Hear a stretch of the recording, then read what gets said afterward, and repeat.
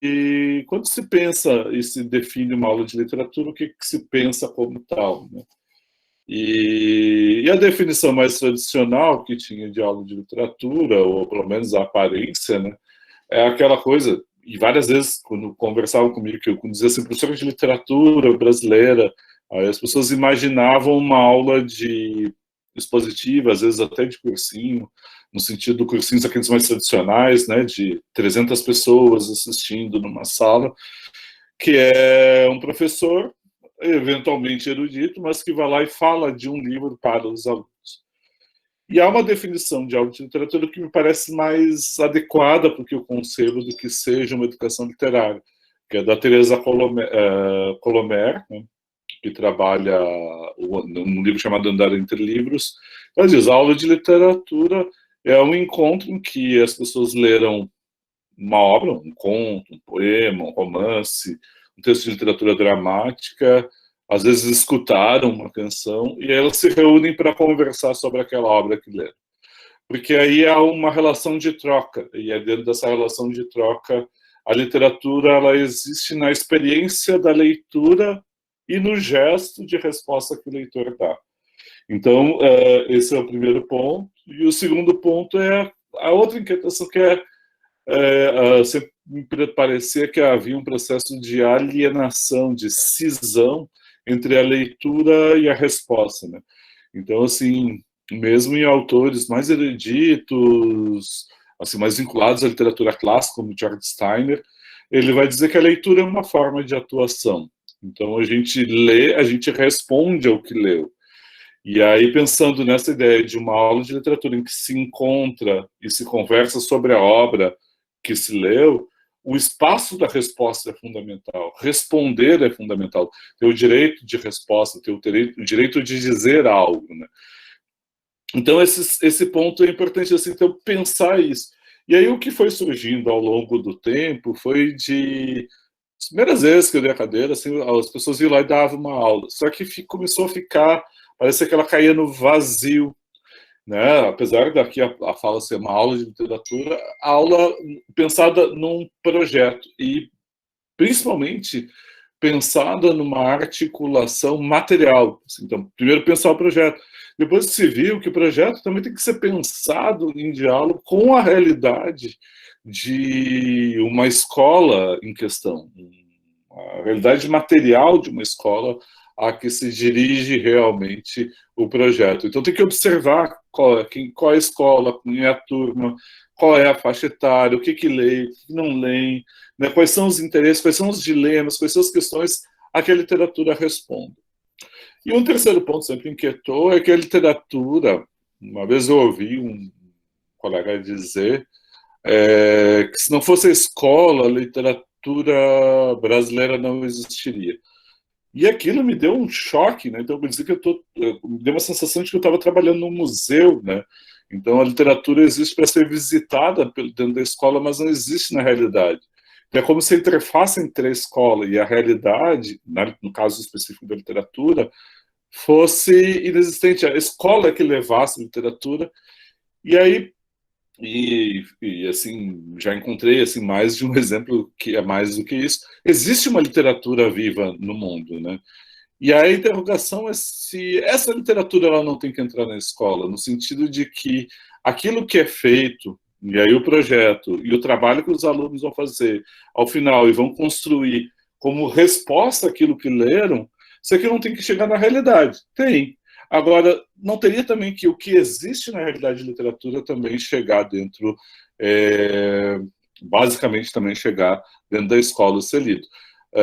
Assim, vai desde narrativa gráfica, as HQs, mangás, né, as canções que existem, as canções que existem neste mundo, né, assim, a literatura best-seller infanto-juvenil, juvenil, assim, né, sempre me choquei muito, assim, desde que minha filha era pequenininha, desde que meu filho era pequeno, assim, que não poderia nem se falar, assim, que Harry Potter não é aceitável, Percy Jackson.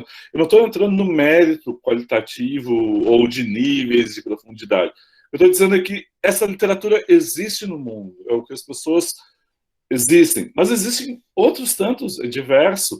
Então, assim, o quanto realmente a gente, como professor, está dialogando com isso. Não estou dizendo que a gente vai ter que ler tudo no mundo. Para mim, uma das grandes angústias é tudo que, não é o que eu li, mas é tudo que eu ainda não li e tudo aquilo que eu sei que eu não vou ler, seja de literatura, seja de outras áreas de interesse.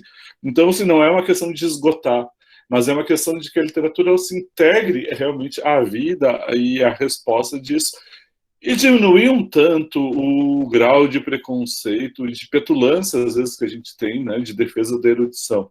E eu não sou contra, depois posso dizer, contra a incorporação de obras à tradição, né? Mas, como diz o Benjamin, vamos libertar a tradição, né, da incorporação conformista, né? Então, quer dizer, vamos trazer a tradição e vamos dialogar com a nossa realidade aqui. Então, a partir de um pouco dessas inquietações, eu restringi a dois aspectos, né? O primeiro é pensar o direito à literatura, passada essa introdução, né? É o direito à literatura a partir do Cândido, e a partir do que a Carol disse ainda há pouco, né? Ficar interrogando, estava pensando por que é tão... o uso do Cândido é tão grande ainda, né? E, claro, tem a sua importância, mas tentar entender que tipo de lugar ele ocupa. Mas, especificamente, quero pegar aqui o direito à literatura, pegar dois aspectos, né? Que é como um bem incompressível e uma definição difusa de literatura que ele dá, que me interessa aqui. E depois eu vou falar de uma coisa que pode soar estranha, pode ter soado estranha, né? A leitura que chegou a vocês, que é pensar uma aula de literatura a partir de um texto do Walter Benjamin que se chama O Narrador, ou numa tradução diferente, né, duas traduções diferentes que tem, uma do João Barrento e outra acho que é Patrícia Lavar, agora não me lembro, mas que traduzem como contador de história, né, usam um modelo, eu não conheço o alemão, mas no modelo do inglês que é de storyteller, né, quer dizer, aquele que conta uma história. E porque o narrador, no português, seria uma ambivalência. Pode ter soado estranho que eu tenha trazido esse texto do contador de histórias ou do narrador, do Walter Benjamin, mas a ideia basicamente é pensar uma forma de ensino de literatura resgatando a potência que vem de uma tradição liberta do conformismo, quando contar e ouvir histórias não era e não estava envolvida numa lógica da mercadoria, da utilidade dentro do universo burguês, quando ainda não se tinha aquela questão de tentar definir um ideal de autonomia da arte. Eu vou pegar três exemplos, mas basicamente dois, eu acho que o terceiro vai ser, só vou mais citar, que é um provérbio, e depois pegar um texto que está dentro do narrador, mas também estava num outro texto do Benjamin, que é esse da imagens de pensamento, né? E aí, por fim, à medida que dê tempo, comentar um pouco a questão dos projetos de literatura. Então, eu vou ir por partes, né? Então, vamos pela primeira parte.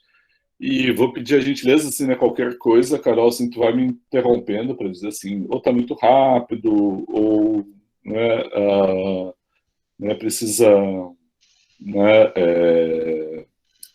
se precisar diminuir o ritmo, ou alguma questão que surja. Tá tudo ótimo, professor. O pessoal tá bem feliz aqui, comentando saudade de tela do São Severino, coisa boa ter o São Severino aqui, né? Então, estamos celebrando. Agora acho que eu fiquei com calor, mas tá bem. Acho que a minha cara ficou da cor da blusa vermelha aqui. Mas, enfim, tá, vamos lá. Então, assim, eu vou partir do Cândido, né? E partir, assim, que é muito da aula. Peguei dois trechos, que é... Opa, avancei aqui sem querer, perdão, vou voltar aqui. Esse primeiro trecho, que né, é a segunda parte, o texto é dividido em três partes, né?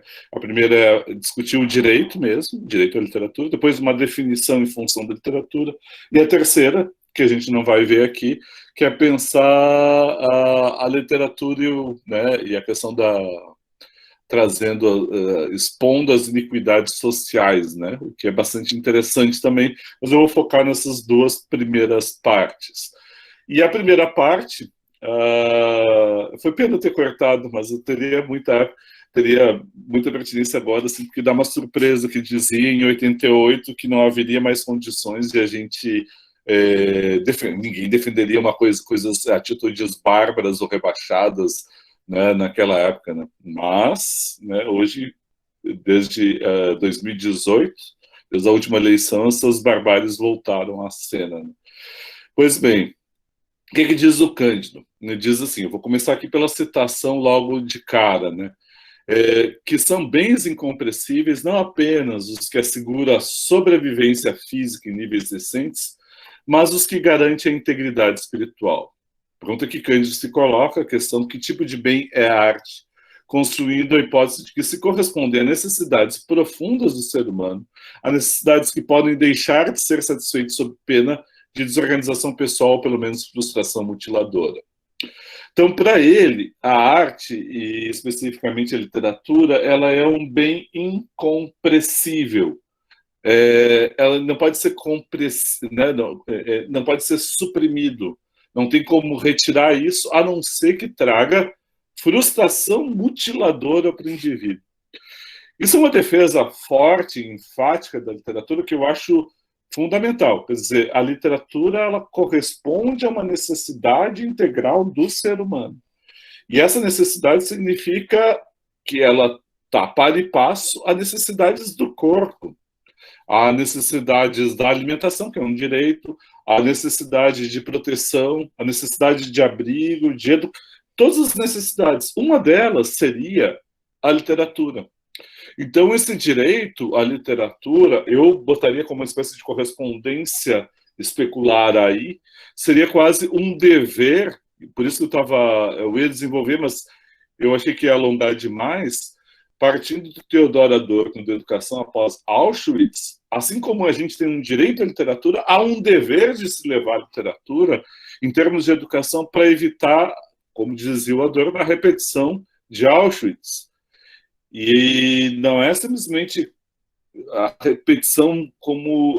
Enfim, qual é o ponto? É que já aconteceu, então tem que evitar condições que possam permitir a ocorrência novamente de barbárie.